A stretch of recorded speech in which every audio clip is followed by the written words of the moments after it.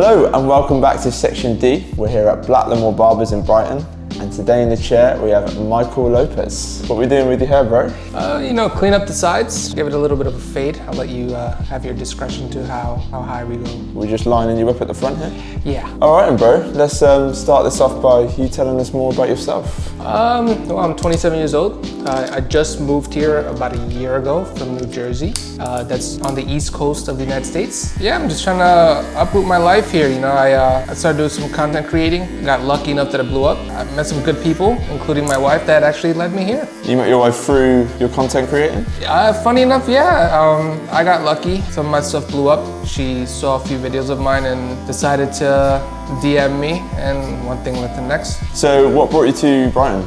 We were kind of going back and forth about who goes where. The original plan was actually for her to come to me, but we decided, this is home to her. Her dad's been living here for quite some time. I came to visit and I just fell in love. All right, man. So what are the immediate differences from here and New Jersey, specifically Brighton, because Brighton's pretty small? Yeah, that's actually the first thing I noticed. I mean, this place, compared to where I lived, is tiny. But the culture here is crazy. It's a huge difference. I think food-wise is different. I have more of a variety where I lived, but for some reason over here, it feels more authentic. Like, it doesn't feel so processed and heavily food dyed and stuff like that. That and just the culture in itself. Like where I live, you don't really see people walking about, so seeing people here like with their, their buggies and stuff like that, walking their kids, it's just a nice feeling just to see families doing their thing. Keeping up with people that's across the globe, a little tricky. But as for the culture in itself, I don't really think I had too bad of an adjustment period.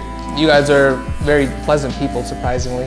I heard some bad things, but over here it's like, I don't know, it's like, I get told good morning when I'm throwing out the trash. Is that a rarity? From where I come from? Yeah. Absolutely. I've never had good neighbors, let's just put it that way. I'll take this any day. Over here it's a lot smoother of a ride. Everybody here is really nice. Yeah, I mean, I think you've come to the right place in the UK. Brighton is very, a lot of people from the UK move to Brighton because of that. A lot of people here are very easygoing, laid back. It's a slower pace in life. Yeah, I mean, I visited once and I could tell. It's just, over here, it's like life slows down a bit. Where I come from, it's 0 to 100. You can't get anywhere without a car. Sure. Whereas here, like I walked here. Right, you can walk everywhere here, right? Yeah. So you mentioned the food there. Obviously, like something that always gets brought up when people that I know have gone to America is the sort of portion size of everything. Yeah. We can make everything extra large where I'm from. I mean, we go to dinners regularly. Luckily for me, steaks are by the pound. Yeah. So sure.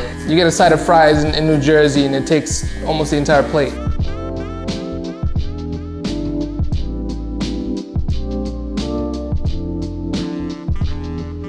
All right, man, so I'm going to throw two questions to you at once here because they're kind of the same vein. We're going to talk about TikTok.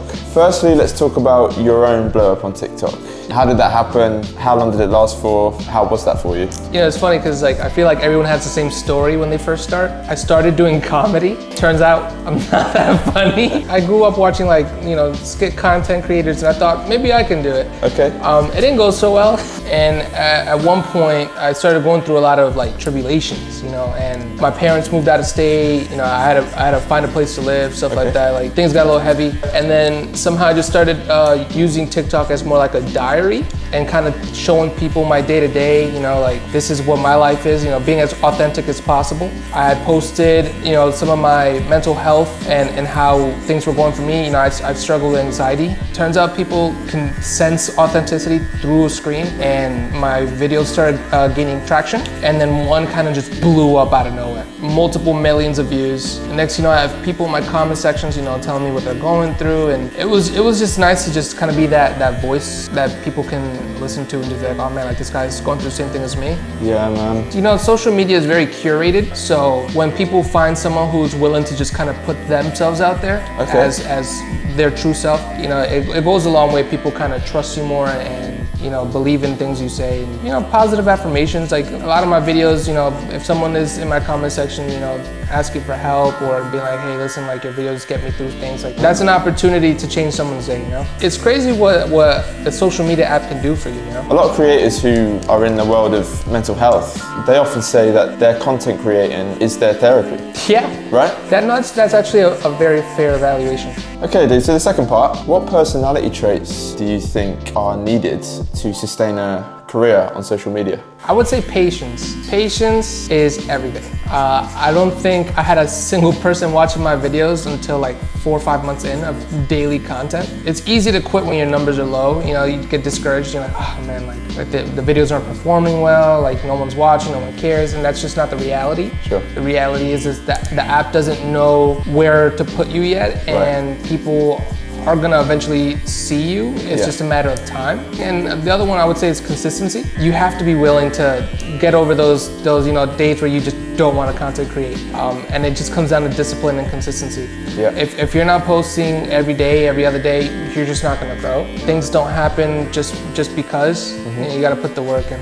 If you're aiming for full time, you have to treat it like it's full time. You don't go to work for 2 hours and expect 8 hours of pay. Put in the same work you would as if it was your livelihood. Yeah. And then maybe one day it could become your livelihood. Yeah, right.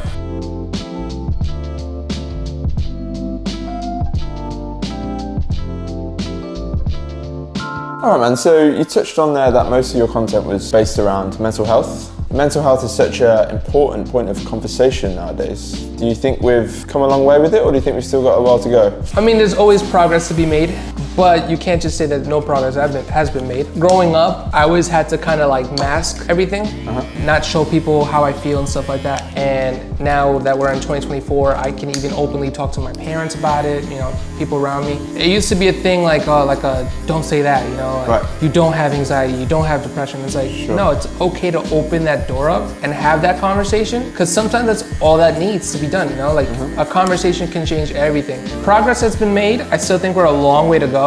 Specifically in the men's mental health area. I feel like a lot of men that I've talked to just feel like they don't have someone to go to when they're on their lows, I feel like we're always kind of pictured to have our things together, but a lot of us are just really good at hiding it. It could be your brother, it could be your father, it could be your cousins. You never truly know until you ask those questions.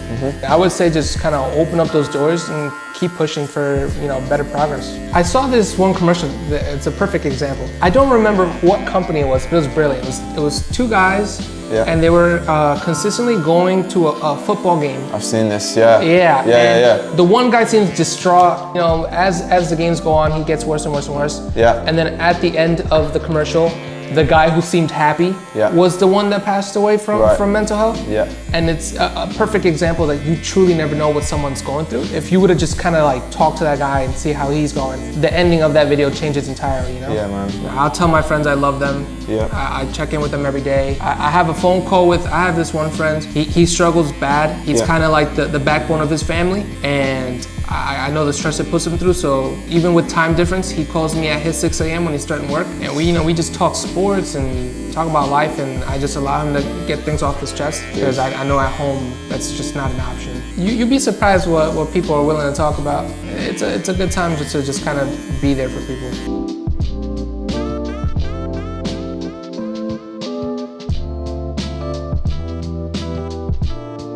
All right, bro. So, what's next for you, Michael? What you got coming up, man? I'm trying to lay my roots. I'm here for almost a year now. I want to make it my permanent home. I just want to kind of like invest in the area and get myself into the community in whatever way I can. I'm used to doing a lot of charity and giving back. So I'm hoping to maybe find something in the area that I can kind of put into. I saw there was some garden centers. Yeah. Don't really know if they have like a thing where I can kind of just go in and volunteer. But if that's a thing, I'm down. I think it'd be cool to kind of just put myself in whatever I can in the area, get myself out there. I actually want to start a family soon. I think 2025 is the year to do that. Sick, man. So yeah, start your roots, start a family here, maybe get back into the content creating? We'll see. We'll see. We'll see. You know, I'm leaning more towards yes and no, if I'm being Okay. honest with you. Okay.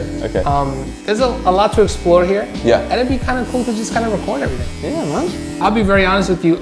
Content creating comes with a lot of pros. Be prepared for the cons. I've had people show up at my door and my address is not public information. Some people tried to hack into my TikTok, but it comes with the territory, you know. I got to burn out because, you know, things started to happen where people are showing up in my job. I'm a human. I'm creating for the love of it, and I'm trying to help people out virtually, but at the end of the day, we do have personal boundaries. Yeah, it's like you don't really know what people are willing to do. Like I love helping out, but there always is a line. Yeah, sure. It's just a matter of where you personally draw that line. Mine is don't show up at my door.